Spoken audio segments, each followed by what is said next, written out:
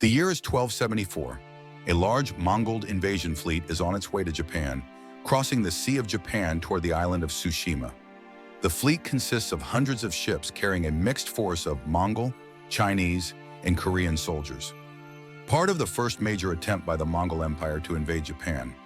On Tsushima, a small Japanese force prepares to resist. The defenders include approximately 80 samurai and their retainers, led by the island's governor, Sukuni. They know they are outnumbered and that reinforcements will not come. Still, they choose to fight. To understand the sheer madness of what was about to unfold on the beaches of Tsushima, we have to look west to the heart of Asia. Here, a power had risen that was unlike anything the world had ever known. The Mongol Empire forged on the steppes by the genius of Genghis Khan. By 1260, his grandson Kublai Khan ruled an empire stretching from the Pacific to the Carpathian Mountains in Europe. Kublai was a man of immense ambition. After establishing the Yuan dynasty in China, he ruled from his opulent court at Xanadu. The Mongols believed heaven had decreed that the entire world should fall under their domain. There were no independent nations, only those who had submitted, and those in a state of rebellion.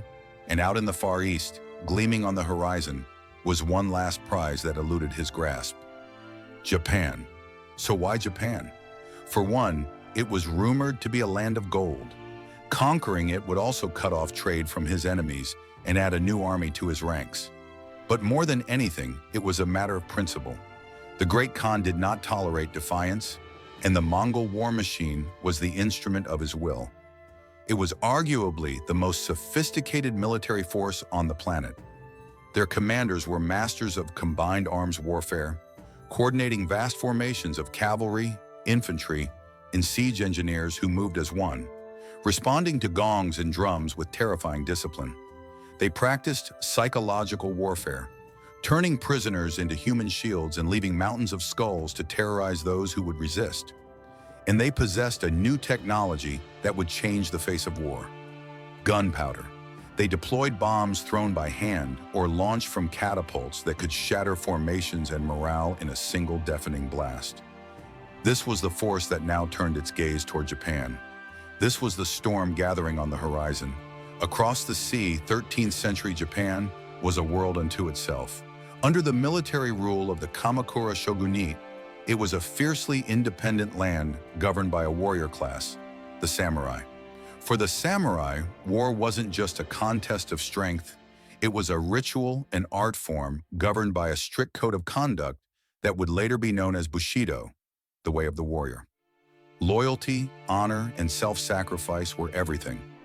A battle would often begin with a lone samurai riding forth, loudly announcing his name and lineage before challenging a worthy opponent to single combat. It was a clash of champions, a spectacle of individual skill honed over generations with the bow and the iconic curved sword. This proud, isolated warrior society was utterly unprepared for the kind of war the Mongols were bringing. While the shogunate had heard of the Mongols' power, they were a distant threat. That changed in 1266. Kublai Khan sent a letter demanding Japan submit and become a vassal state of the Mongol Empire, pay tribute or face annihilation. For the samurai elite, this was an unthinkable insult. They didn't just refuse, they dismissed the envoys entirely, offering no reply. More missions were sent, and each time the response was contemptuous silence. Some accounts claim the Japanese even executed the Khan's emissaries to send a final bloody message. For Kublai Khan, this was an affront that could only be answered with one thing: invasion. The order was given in the shipyards of southern Korea. A massive fleet was assembled. Historical accounts vary, but somewhere between 800 and 900 ships were prepared to carry the Khan's wrath. The army was a multinational force, a testament to the Mongols' vast empire.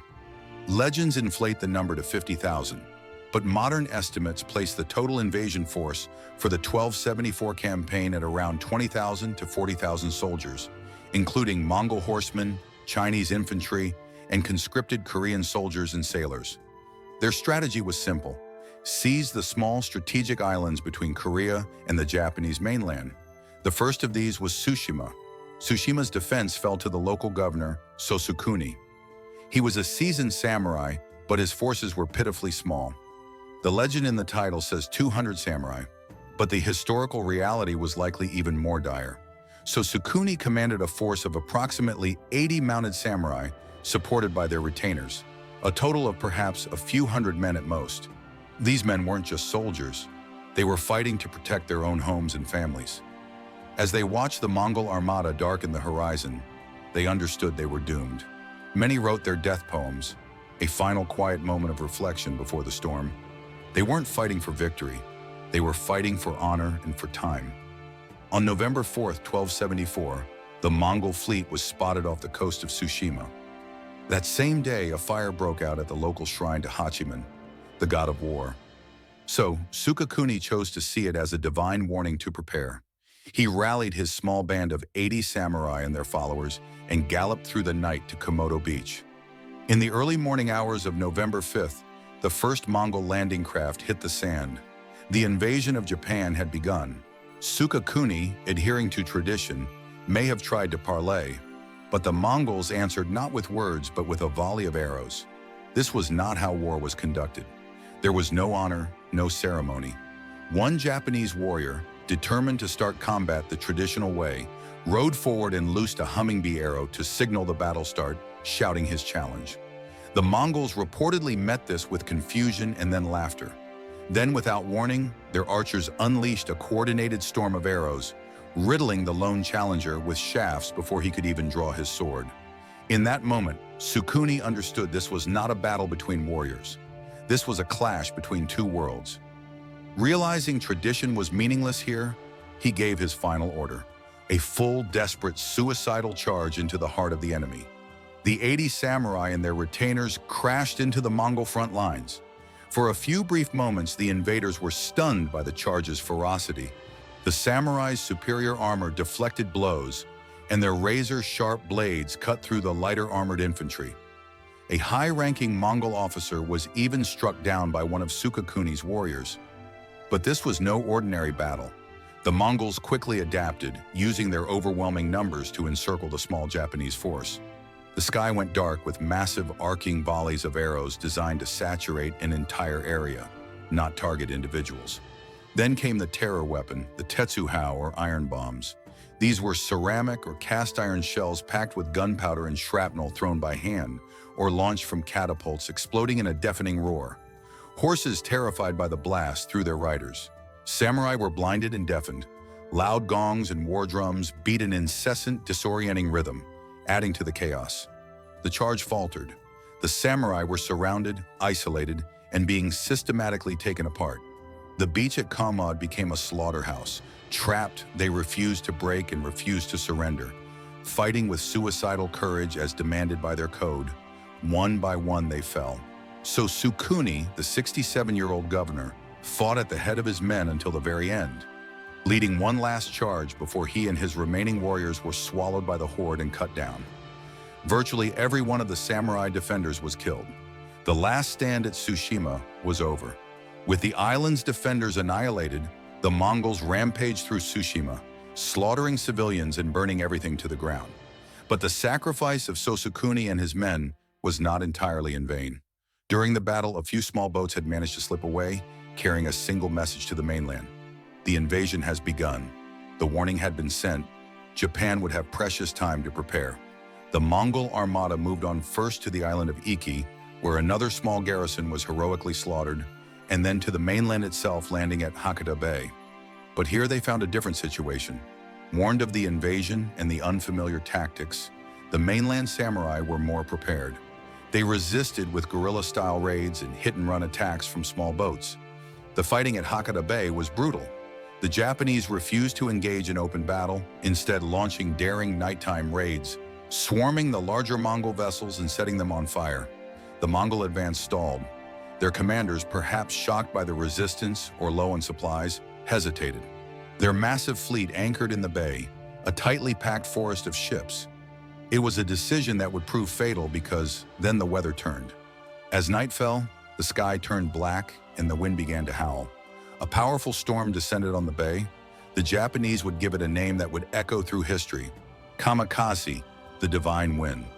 While historians debate the storm's exact scale and impact, it threw the Mongol fleet, whose ships were mostly flat-bottom river vessels, ill-suited for the open ocean, into chaos. Ships were smashed against one another and driven onto the rocks. The first Mongol invasion was over, crippled by fierce resistance and a timely storm. The Mongol survivors limped back to the continent, their aura of invincibility shattered. In Japan, the story of the bloody defeat at Tsushima was transformed. It was no longer a hopeless slaughter. It became a testament to the unyielding spirit of the samurai.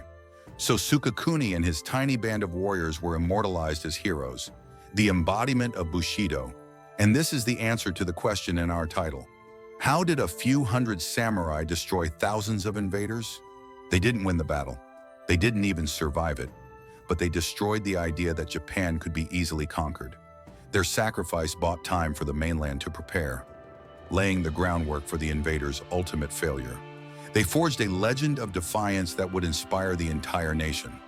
The legend of Tsushima, combined with the miracle of the kamikaze, created a powerful national myth that Japan was a divine land protected by its gods and defended by warriors of unparalleled courage. But the threat wasn't over. An enraged Kublai began immediate preparations for a second invasion in 1281. A new armada with a force that some sources claim was over 100,000 men set sail for Japan. But Japan, having learned its lesson, was prepared with stronger walls and new tactics. And once again, as the massive fleet lay at anchor, a second, even more powerful kamikaze descended, annihilating the invasion force and ending the Khan's ambitions for good. The story of the samurai of Tsushima is a paradox. It's a tale of a catastrophic military defeat that became a profound spiritual victory. So Sukakuni and his men were wiped out on the sands of Kamodo Beach. By any conventional measure, they failed, but their legacy is one of sacrifice. Their last stand became the heroic prelude to the divine intervention of the kamikaze.